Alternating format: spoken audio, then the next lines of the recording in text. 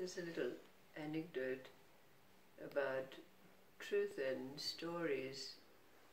Truth met stories on the road, and Truth was naked and not wearing any clothing and was bewailing his situation, saying, "Look at me, nobody will look at me, they're ashamed, they're embarrassed by me, they turn away, and some people even run away.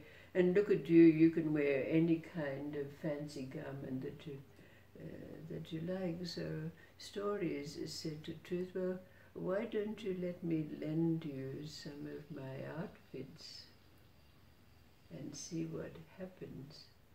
And that's how Truth and Stories came to get together.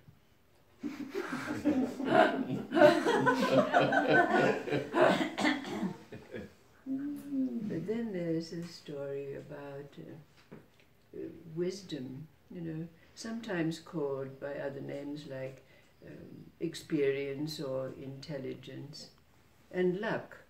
And luck is sometimes called by other names like fate or destiny or kismet. But wisdom and luck met on the road one day, and they were having a very heated argument about who was more powerful. So they decided they would have some kind of competition between them. So as it happened, there was a child born somewhere in the world just at that very moment. So they drew straws, and it was Wisdom who drew the longest straw.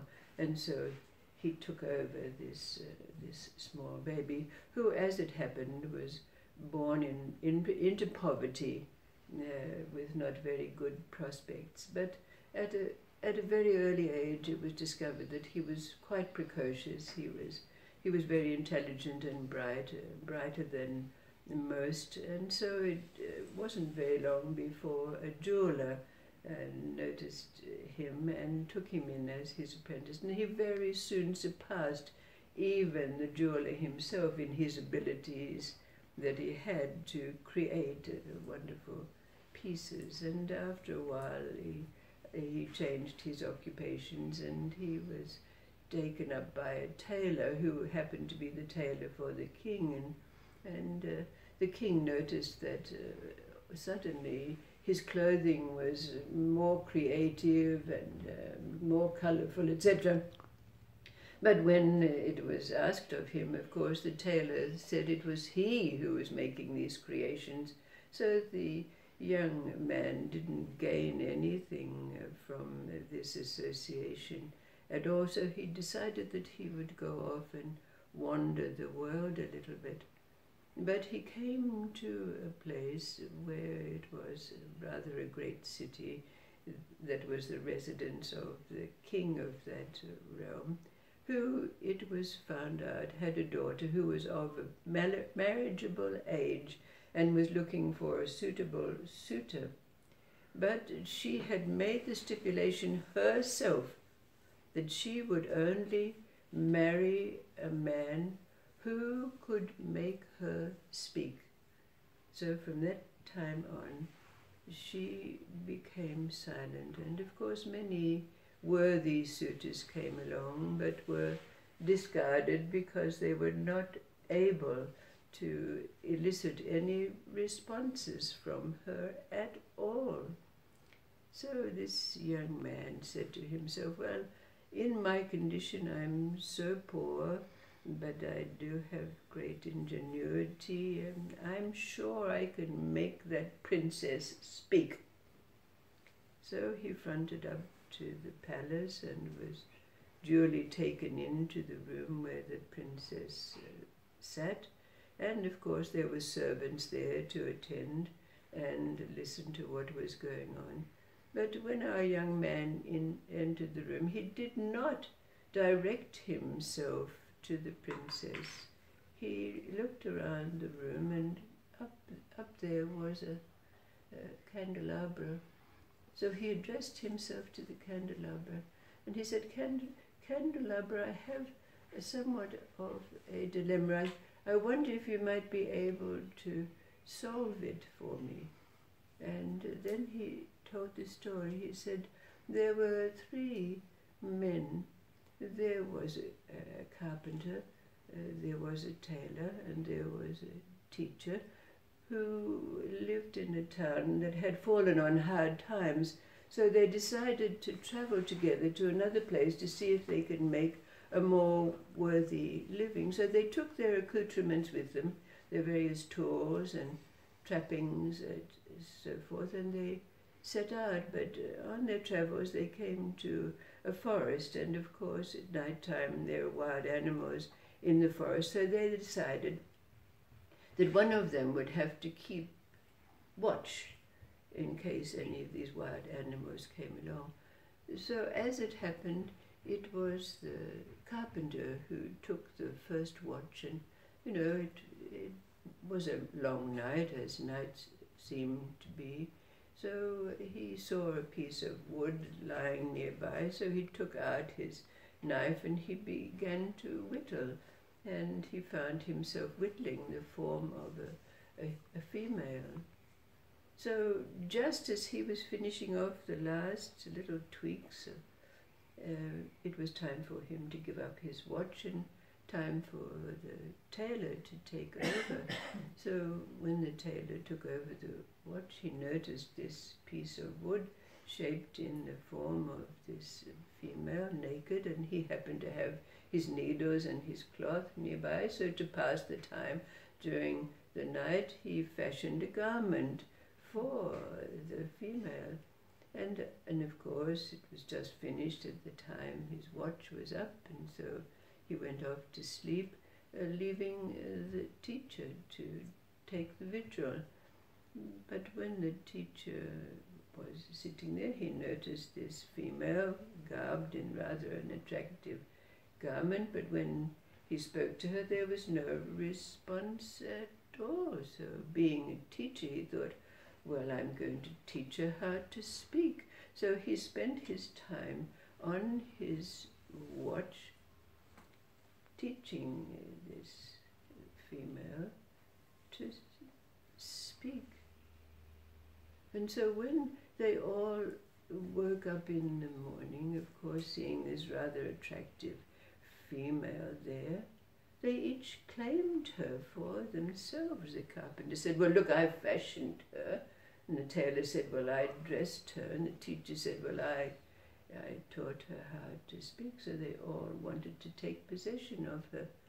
So the young man asked the candelabra, "Candelabra, who was the rightful person to claim this female?"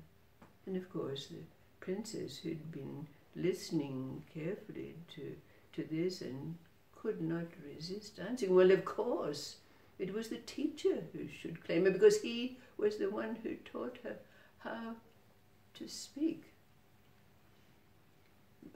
But now, of course, it was time for the young man's moment of truth, so to speak. But as it happened, the servants had fallen asleep and didn't hear the princess's response. So the young man's fate was to be that of all the other suitors who were unsuccessful, have his head lopped off. So he was duly taken down to the place where the heads were chopped, and of course the axe man was ready to bring his axe down when suddenly Luck stepped in. "See what you've done? You haven't done any good at all. Look what a demon you look what state you've left him in. Now let me take over." So he did. And just at that moment the princess came out of her chamber and looked over the balcony just as the axeman was lifting, and of course stopped the beheading immediately and said, That's the man who made me speak. That's the man I'm going to marry." And of course that's what happened. They lived happily ever after.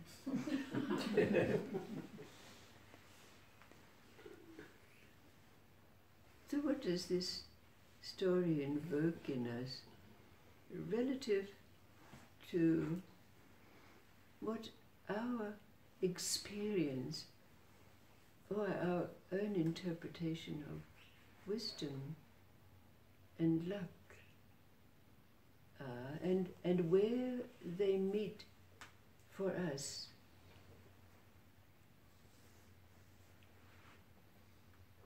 Wisdom and luck. Intelligence, experience, knowledge, and what perhaps we could interpret luck to mean as destiny or fate. Where have they met in your life? What have they wrought for us? Their meeting.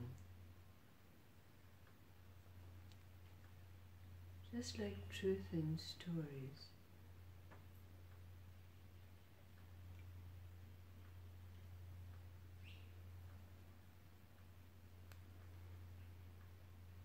Wisdom and luck. What happens for us when they meet? Somewhat like this place we've arrived at, this presence, this stillness, this attention that's there as part of our training to bring us to the present. And all the experiences we've had, the knowledge, our intelligence,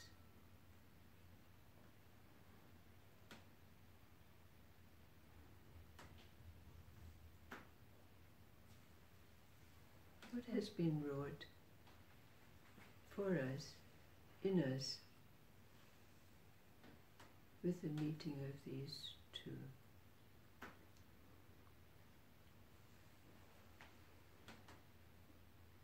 Well, I don't think there's any such thing as luck, is there?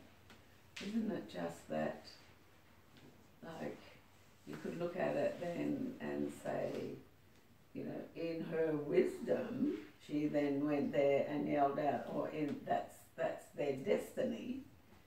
So just at that particular time, I mean, you could just say it's luck, but really, how many times has fate stepped in for us to change our destiny?